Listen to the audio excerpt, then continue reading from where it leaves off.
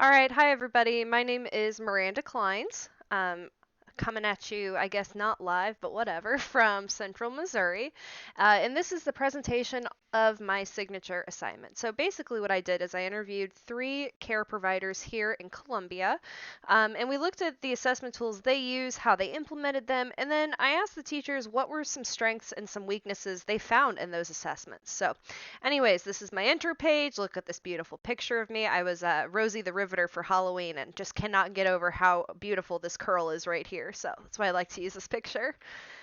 Alrighty, so the first thing that I want to look at is the NACCE competency or the NACCE standard. So when I was doing this interview or these interviews, one of the things I kept in mind when talking to providers was this standard. So it's all about observing, documentation, and then appropriate implementation of assessment tools.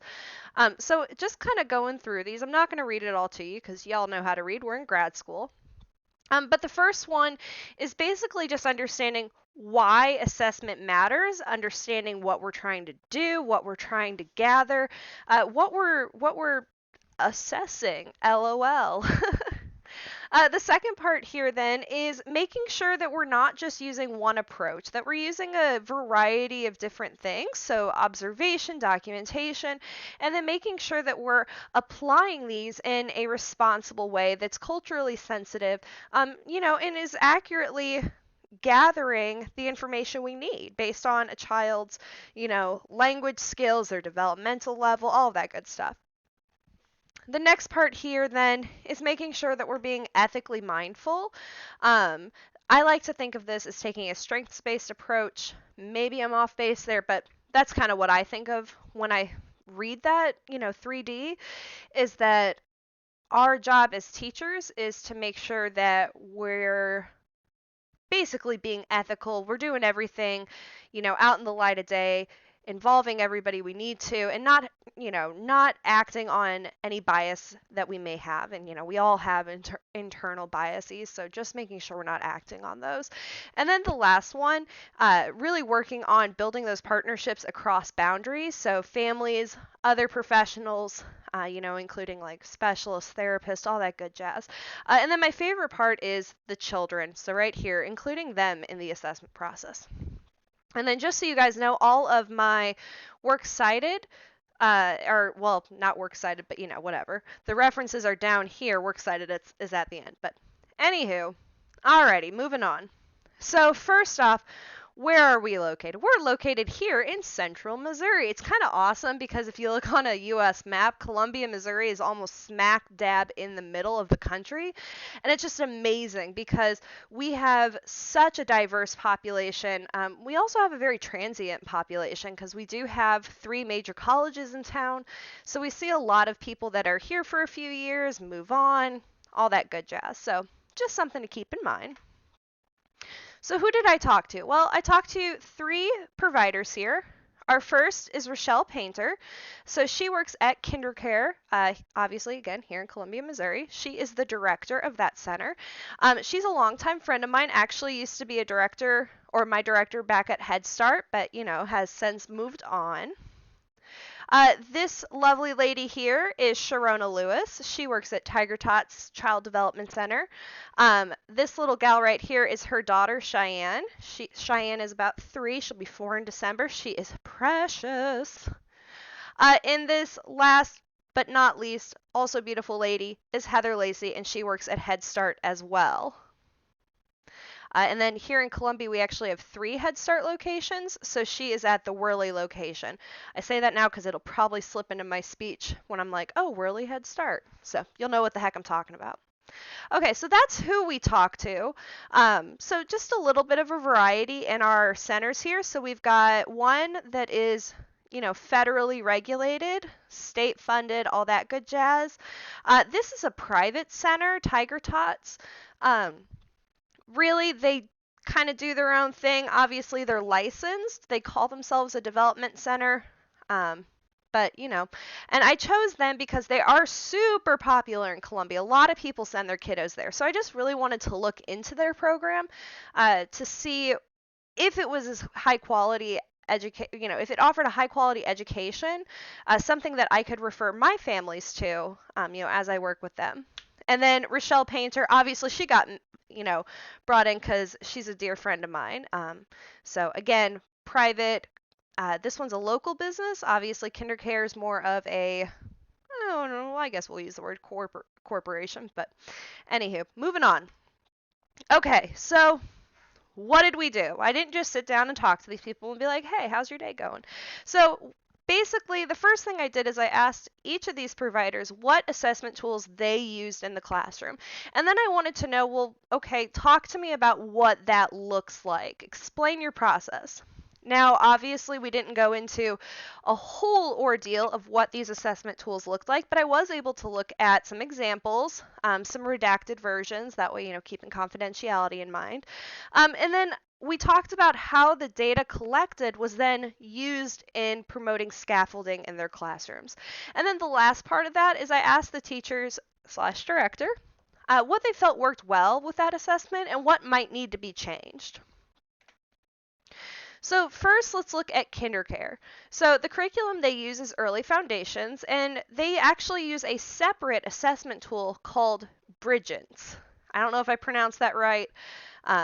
It took me like 3 tries when I was talking to Rochelle, so, here we go. Anyways, so the reason they actually use a separate assessment from the curriculum is because the curriculum Early Foundations really offers a more qualitative look at the child's learning experience. Kind of a snapshot, if you will, whereas Bridgens is going to give kiddos an actual it's a normative assessment, meaning it's going to take their scores and compare it to those, the scores of other children in their classroom and then across the nation.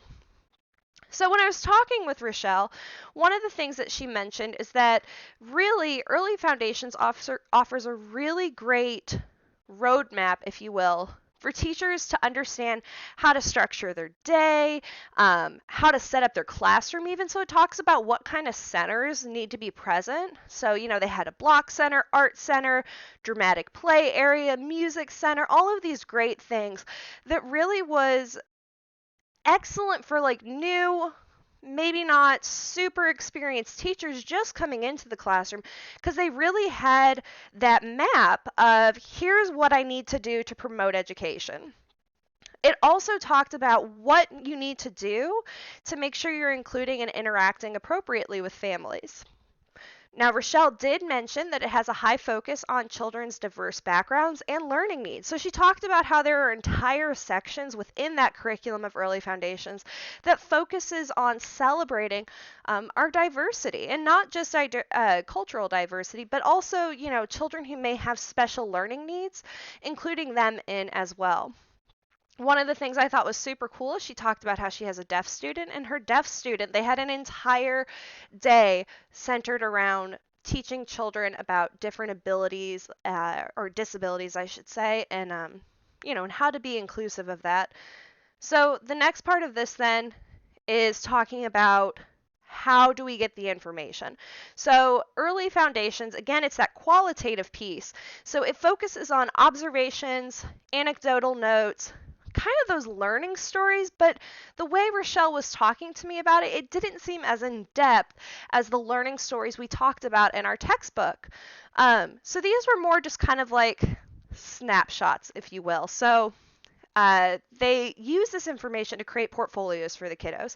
So as a kiddo would build a really cool block tower or do a super awesome tinfoil sculpture, they would take pictures of these things, include a little, couple sentence, paragraph, whatever, explaining what the child had done and why that demonstrated some kind of progress or some kind of learning experience. This then was compiled into a continuum, that portfolio, that it's going to show their progress throughout the year. And I looked at one of these portfolios, and it's super cool. It's it's one of those things that I think is excellent in probably making the parents feel super awesome about their kiddos because it's all of their artwork collected in one spot. But it could sometimes be difficult to figure out exactly what we were trying to assess, so to speak, because it wasn't super clear cut. So Rochelle said that's what part of the reason they use Bridgens. So this is conducted only about once a year. She said sometimes they'll be able to do it twice because they are a year-round program. So, once in the spring, once in the fall. But if kiddos are only with them, you know, fall through spring and they leave during the summer, they're only getting that one time. So again, this form of assessment is a norm reference. So it compares the kiddos' scores from one class or from them to others in their class to others across the nation to see if they are, average, above average, or maybe below average and need a little extra assistance. Now, Rochelle did talk about how much she liked this curriculum. Now, she came from Head Start, which I'm going to be real, I'm a little biased. That's where I came from, too. They're my favorite program. So she did recognize that this curriculum has a lot of those same strengths. So it is really open to allowing teachers the independence to teach how they want to. So they've got that curriculum guide that's going to show, hey, we need to learn, one-to-one counting ratios. But teachers have the freedom to choose how to do that. She said that she was happy to see that diversity in the classroom and that it was really easy to learn and implement for those new teachers coming in, which does help in settings like kindergarten where we do see a larger turnover in staff. She did talk a little bit about some of the weaknesses, and those included being very time intensive. And that was in reference to that early foundations when it came to creating those portfolios. Outside of that, she was like, it's great, but it didn't offer her, and when I say it, again, early foundations didn't offer her the hard, concrete, quantitative data that she needed. So it does have to be paired with a separate assessment tool to make sure that they're accurately accounting for, their outcomes. So the question then comes to us, does it meet the standards that we talked about, So when we look back at those NAEYC standards, we can answer yes, absolutely. This curriculum and this assessment tool combined qualitative information and quantitative information all about a child's development and really offered a clear picture of what was going on. So those different types of documentation were included. It included a super clear, linear progression, if you will, of children's acquisition of knowledge. So the learning adventure, where we were on day 1 and where we are on day 30, we can see that progression. And then it's ethically grounded because it's super inclusive. Rochelle talked about how it's got those special lessons about diversity, and that to me is just wonderful. So, yay! So, again, when we look, these were the 3 standards that this curriculum and assessment combo met. It was great at understanding why we're assessing kiddos. We want to see them progressing forward. It used a combination of observation and documentation, and then obviously ethically grounded. So the next center I looked at was Tiger Tots. Now this is the private locally owned center. This was just, I don't even know how to explain. It was just such an interesting, eye-opening experience speaking with one of the teachers there. And maybe I'm being a little judgy here. I'm trying not to be. But one of the things that Sharona talked to me about is that this center does not, let me repeat that, does not require any kind of background in education, any of that stuff for any employee. So the director actually created the assessment tool. She doesn't have a name for it. It's just, Bridget's assessment tool. And Bridget, the one who created this, doesn't actually have a background in education of any type. Her background's actually accounting. So let's just talk about what they use. They don't have a set curriculum. It really does give teachers the freedom to do what they want in any way they want. Sharona did say that this was really awesome because if they have, if they have a certain event that's happening, so like she cited the solar eclipse. A couple years back, the big eclipse happened. Columbia, Missouri was like, I think we are number 2, either number 1 or number 2 in the world for viewing the eclipse. Also, it was beautiful and just super magical, and I can understand why our ancestors went bonkers when it happened. It was so crazy. Anyway, that was my ADHD. Back on subject. Point of the story is when she said when the eclipse was happening, we were prepping for it, she was able to structure her lesson plans around that. So they were able to talk about planets, the sun, all of that cool stuff, and didn't really have to worry about, well, the curriculum says we need to be teaching blah, blah, blah. She was able to do what she wanted and just kind of get into that, free exploration of knowledge. So kind of cool there. Okay, so the assessment, like I said, is unnamed. They just call it the assessment. The director is the one who created this, and she loosely based it off the ASQ3. But she modified it in such a way that really, when you look at it, it's just not super recognizable. It measures 5 different areas of development, including communication, critical thinking, self-awareness, relationship, blah, blah, blah. You guys can read. So point of the story is kids are rated on a scale of, sometimes they do this, to, oh yeah, they do this all the time, with the inclusion of, oh, we haven't taught this skill yet. When I looked at a redacted assessment of this, it was really difficult to tell where a child was at, so to speak. So a lot of the skills were either reported as not taught yet, or the child hadn't demonstrated that yet. And so when I talked to Sharona a little bit about why that was, she talked about how their turnover rate of children is super high. So kids are either moving up into the threes room, or they're actually just getting pulled from the center and going somewhere else. So it's difficult for her to do these assessments, get them done, and get them turned in. Now, this assessment tool is also partnered with Daily Notes. These are supposed to be unique learning experiences. Now, the reason I have quotations around unique here is because when I talked to Sharona about this a little bit, she kind of, I wish you guys could have seen her face. She kind of rolled her eyes and was like, oh, a unique experience every day. And one of the things she talked about is that unfortunately, sometimes it's just a normal routine day. We're just going to do, we're not really displaying a new skill. Maybe we're practicing a skill that we've already learned, and we're trying to get to that mastery level. However, her director is wanting them to write every single day a fairly lengthy, like full page note about these kiddos and what unique things they learned, did, or displayed that day behavior-wise. And when I spoke with her, she really said that this was super ineffective. So it overwhelmed the teachers. It was just too much documentation. And then once they had that documentation and they had that data, that was it. There really wasn't any kind of scaffolding.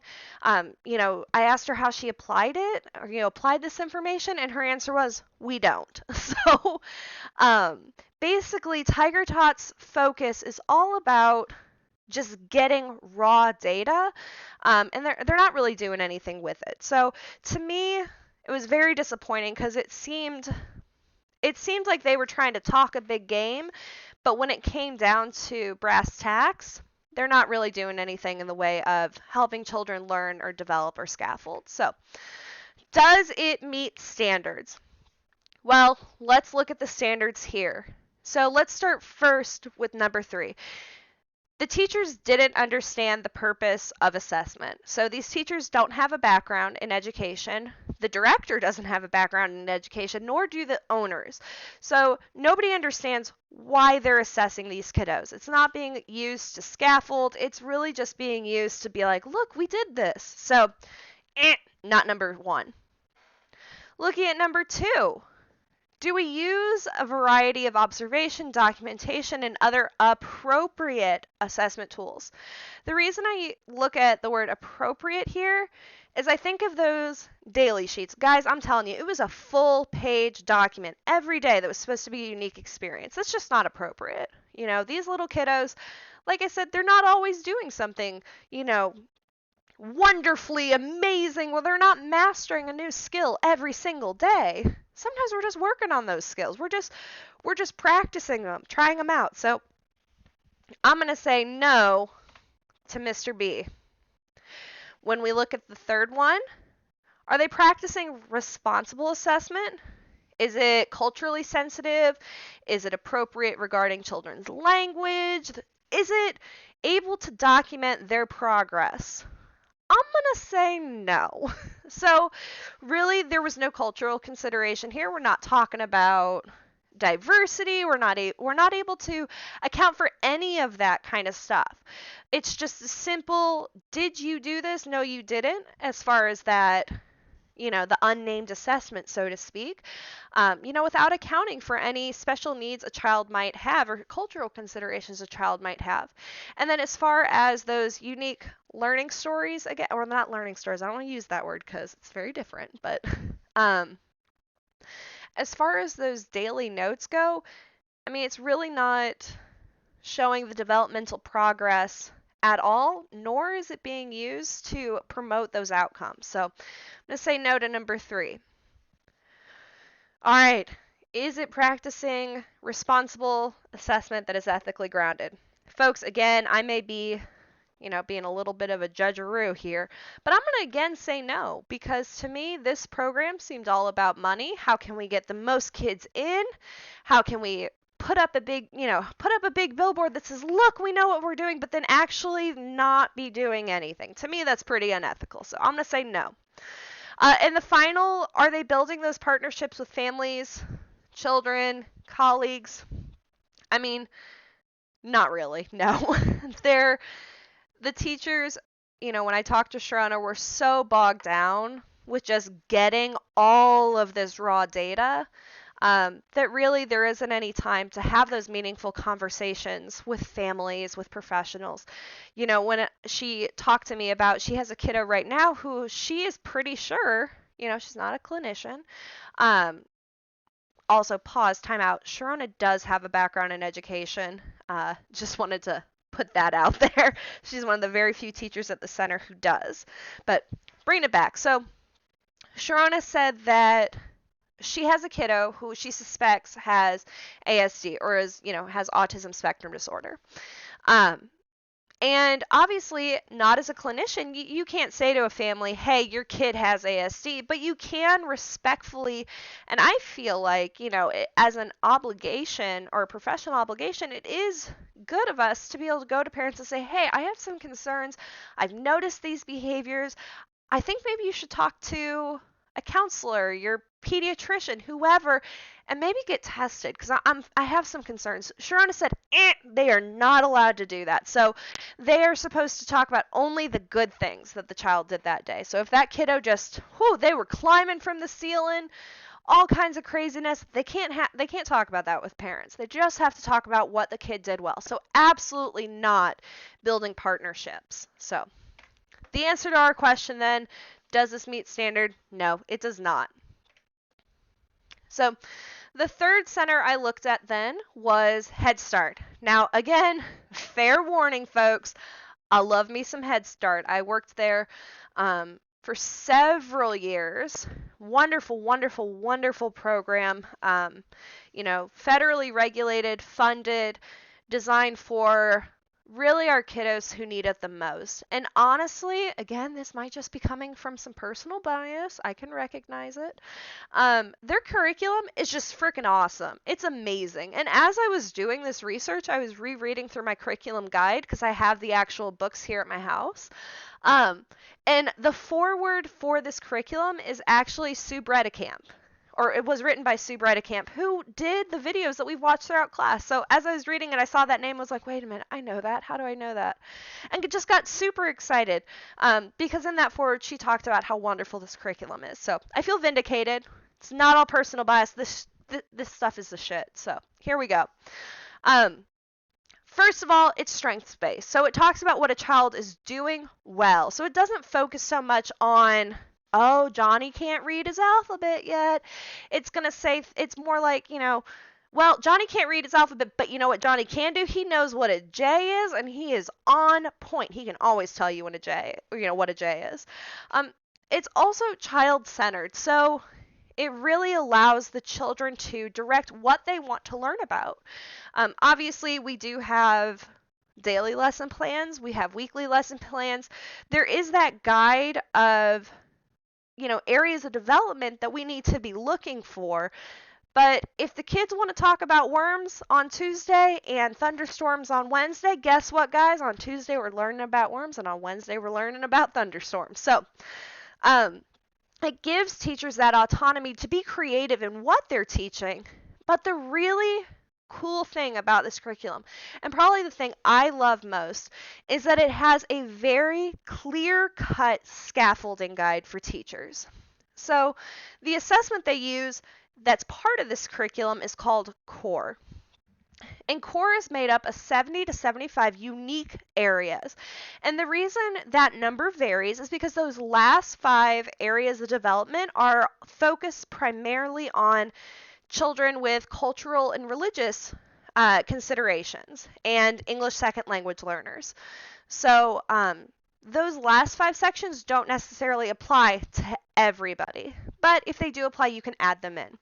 So those areas, though, are broken up into smaller sections. They have sections all about literacy, all about socio-emotional development, all about physical development, all of these great things that we can look at and say, okay, today Johnny was able to hold the book and he was following along with his finger. So what can I do as a teacher? I know he's at level A. What can I do to get him to that next level, level B? And the guide will, or the curriculum books will actually guide the teachers through that and give them some examples. So Johnny was doing this. Why don't you do this to support him? And then you can do this to scaffold him. Wonderful. Love it. Okay. So the next part of this then is how do we get that assessment done? So CORE is done on a quarterly basis, so 4 times a year, and it's based solely on observations and anecdotal notes. So teachers, as they interact with students, as they are playing with them, as they're talking with them, they're kind of keeping mental notes of all of this. Or the other thing is that, while they're engaged in independent play, we can just be watching them. But then we take down notes and we just write down, it's just a sentence or two that explains what kind of behavior a child has displayed. So when Heather was showing me some of the anecdotal notes that she had written down, she wrote down that Kadejan had built a block tower and that it was 8 blocks high. And so that was talking about his ability to he was doing some basic math there because he was counting for her and then repeating back the numbers to her. So she was able to utilize just that one experience and through a short anecdotal note show where he was at. So the issue here, though, is that there really isn't any parent participation in this assessment. This assessment takes place 100% in the classroom, and the teachers are the people who are administering it. They're the ones watching it. They're the ones writing everything down and assigning that score. There really isn't room for parents in that. At the end, Heather said that, once a quarter, they send home basically the report card that shows where the kids are at, and then does offer parents tips for, hey, your kiddo's on track here, above average here. They may need some support in this area, and in those areas that they need support, parents are offered some scaffolding techniques that they can then use at home. So Heather really, her last name is Lacey, so sorry, that's why it says Lacey here. Heather really liked this assessment. Her only qualm with it is that it's very time consuming. So with those 70 unique areas, she mentioned that towards the end of the quarter, some of those areas she noticed were blank, and then she's kind of scrambling trying to figure out, okay, what kind of lesson plan can I do to make sure I'm seeing that behavior? So just a little bit time consuming, but overall thought it was very inclusive of all children's diverse learning needs, and just really, really loved the curriculum, and not gonna lie, I love it too. So the question of the hour, does it meet standards? Yes, it does. So this tool demonstrates that assessments are meant to help figure out where kids are at. So kind of take a picture of, okay, here's where we're at today, and then giving us that roadmap of how to get to that next point, how to scaffold their knowledge. It relies on a mixture of observation, anecdotal notes, and then actual scores that are assigned by teachers. And pause, I don't know if I mentioned that on my last slide, but So in those individual sections, uh, there are specific targeted behaviors that teachers are looking for, and those are ranked on a scale of 0 up to 6. So those numbers are correspondent to the year of the child. So 0 is newborn, 1 is a 1-year-old, 2 is a 2-year-old, etc. And so then if a child hits that target behavior, so Kadejan was able to stack 8 blocks. And he was able to count them. I have 8. When we asked him how many you have, he was able to say 8. That's a targeted behavior, so I now know that he's at a level 3, whatever. Okay, moving back on. The last part is that it's culturally sensitive and inclusive. We've got those 5 areas at the end there that we can look at specifically to children with cultural considerations, language considerations, all that good jazz.